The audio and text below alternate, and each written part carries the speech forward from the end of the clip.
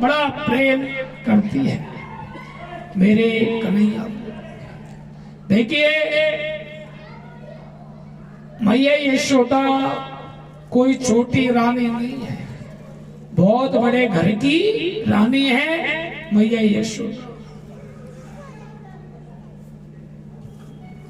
मैया यशोदा इतनी बड़ी घर के रानी है कि जिनके 9 लाख तो गाय, 9 मन माखन रोज होता है और कम से कम 5-7 हजार नौकर होते हैं। महल इतना बड़ा है कि महल के अंदर 85 चौक है और एक चौक इतना बड़ा है जिसमें 10,000 गाय एक साथ खड़ी होती। इतने बड़े घर की रानी है, लेकिन मेरे सज्जनों यहाँ नंदरानी अपने लाला को बहुत प्रेम करते हैं, अपने लाला की सेवा खुद अपने हाथों से करती है। कृष्ण जो माखन खाते अपने हाथों से दही बिलो की निकाल, अपने लाला को स्वयं स्नान कराते, अपने लाला को स्वयं वस्त्र पहनाते, स्वयं मैया अपने लाला का श्रृंगार करती, बड़ा प्रेम करती है। और देखो मैया व्यक्ति को अपने पुत्रों की सेवा खुद को ही करनी चाहिए, चाहे हमारे पास कितना भी पैसा धन हो जाए, लेकिन अपने पुत्र की सेवा किसी नौकर चाकर से नहीं करना, स्वयं करनी चाहिए। नौकर चाकर के भरोसे नहीं छोड़ना चाहिए, स्वयं को ध्यान रखना चाहिए, क्योंकि हम अपने पुत्रों की सेवा अगर स्वयं करेंगे, हम अपने पुत्रों को स्वयं अच्छे संस्कार देंगे, तो वो पुत्र भी आपकी बुढ़ापे में सेवा करेगा और उसके जीवन में अच्छे संस्कार आएंगे। तो यहाँ मैया यशोदा मेरे कन्हैया मेरे ठाकुर जी को बड़ा प्रेम करती है। आज यहाँ मैया यशोदा कन्हैया को लेकर के गोदी में बैठी थी, चूल्हे पे दूध रखा हुआ है। दूध मैया कहने लगी कि लाला तो मैं अच्छो लगूं या दूध। तो यहाँ आज सुखदेव जी महाराज यहाँ कहते हैं कि मेरे गोविंद, आज मेरे गोविंद मैया से कहने लगे, तो मैया कहने लगी कि कन्हैया मेरे को तो तू ही अच्छा लगे, दूध तो बहुत होता है। दूध की अग्नि को तेज किया, दूध पड़ने लगा। तो यहाँ मैया लाला को जमीन में बिठा के दूध में पानी के छींटे देने गई। भगवान बोले मैया तो मैं नहीं, तो दूध ही प्यारा लगे। एक बड़ा सा पत्थर लिया, दही मंथन करवे का जो बिलोना था उसको तोड़ दिया। अब तो मैया लाला के पीछे दौड़ी, लाला को पीटने के लिए। मैया अब तो लालो हाथ नहीं आवे, तो मैया परेशान हो गई, भगवान पकड़ में आ गए। तो अब तो मैया लाला को उकल से बांधे, रस्सी से तो 2 उंगली छोटी रस्सी पड़ जावे। अब तो गोपिन की रस्सी मंगाई, उनको जोड़ा, उन्हें जोड़कर बांधे, फिर भी 2 उंगली छोटी पड़ जाए। मैया परेशान हो गई। भगवान बोले कि मैया मैं तो अपनी रस्सी से बंध जाऊंगा, गोपिन की रस्सी इनको वापिस कर दो। अब तो भगवान अपनी रस्सी से बंध गए।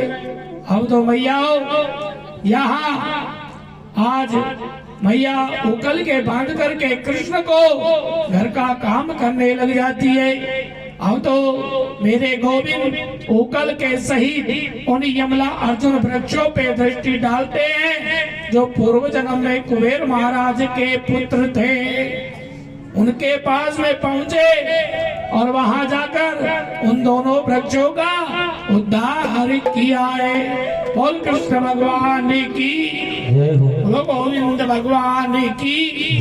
सुखदेव जी महाराज कहते हैं कि आज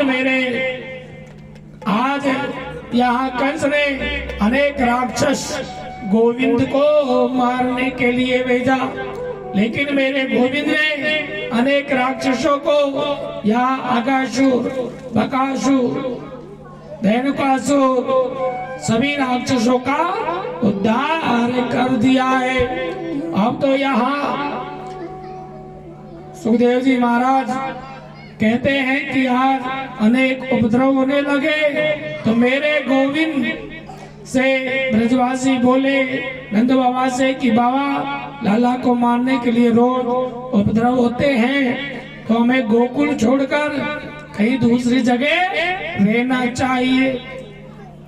तो आज गोकुल छोड़कर के सभी वृंदावन में आके रहने लग जाते हैं। वृंदावन का हरा भरा मनोहर वन है, यमुना जी बहती है, बड़ा सुंदर स्थान है वृंदावन, जहाँ गौ बछड़ों को चराने के लिए जाते हैं। तो यहाँ ब्रह्मा जी महाराज गौ बछड़ों को सखाओं को ले जाते हैं।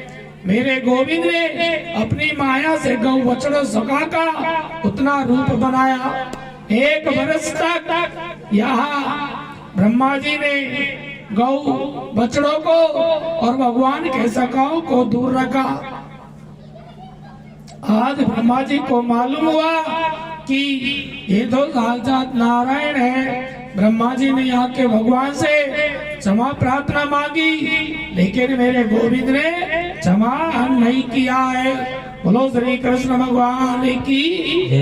सुखदेव जी महाराज कहते हैं कि यमुना जी के अंदर एक बहुत बड़ा अध्याय है जिसमें काला सर्प रहता है, कालिया नाग, इसलिए उसका नाम कालीदेव पड़ गया।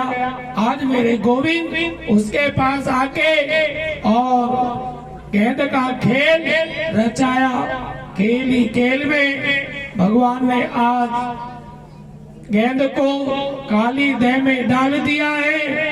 हम तो यहाँ आज मेरे गोविंद उस काली देह में कूदे हैं और उस कालिया नाग को वहां से भगाया और यमुना के जल को शुद्ध किया है। बोलो श्री कृष्ण भगवान की। आज 5 वर्ष के हो गए मेरे कन्हैया। अब तो मैया यहाँ ब्रज की गोपिकाएं हेमंत प्रथम मास से ब्रज कुमारी का आज हेमंत के प्रथम मास मार्गशीर्ष के महीने में गोपियां कृष्ण प्राप्ति के लिए कात्यायनी व्रत पूजन करती थी।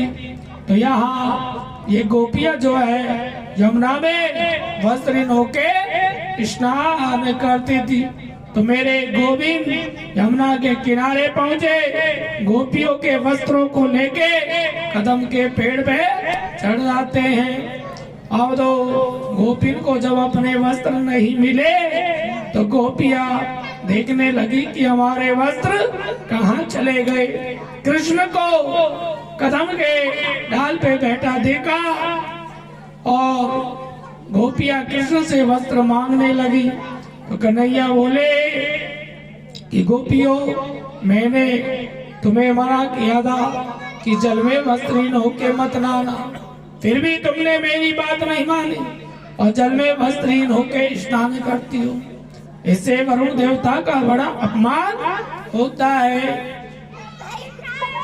गोपियां कहने लगी कन्हैया, हमसे गलती हो गई जो हमने आपकी बात नहीं मानी, आप हमें क्षमा कर दो। हम अब कभी भी वस्त्रहीन होके स्नान नहीं करेंगे। आज यहाँ गोपियों ने निष्ठा के साथ व्रत पूजन किया और भगवान की प्राप्ति की है। बोल श्री कृष्ण भगवान की। आचार्य सुखदेव जी महाराज कहते हैं कि परीक्षित, आज मेरे गोपाल 7 वर्ष के हो गए। अब तो यहाँ सभी ब्रजवासी इंद्र महाराज के यज्ञ की तैयारी कर रहे हैं। सारे ब्रजवासी घर में 56 भोग बना रहे हैं। आज जैसे ही मेरे कन्हैया है अपने घर, तो देखा कि नंदरानी भी 56 भोग बना रही है। पुआ, पकौड़ी, बालूशाही, बड़े सुंदर सुंदर पकवान बना रही है। तो यहाँ कन्हैया रसोई में आए और एक पकौड़ी उठाकर खाने लगे। तो मैया कहने लगी कि अरे लाला, रख दे रख दे, पहले जय जय का भोग लगेगा, वहाँ के बाद मिलेगा। तो यहाँ कन्हैया बोले कि मैया ये जय जय कौन है? बोले यह बात है जाके और बाबा से बाबा के पास आके पूछा। बाबा बोले कि लाला जय जय को नाम है इंद्र महाराज। ये मेघ बादलों के बादल जो है ये इंद्र महाराज का ही रूप है।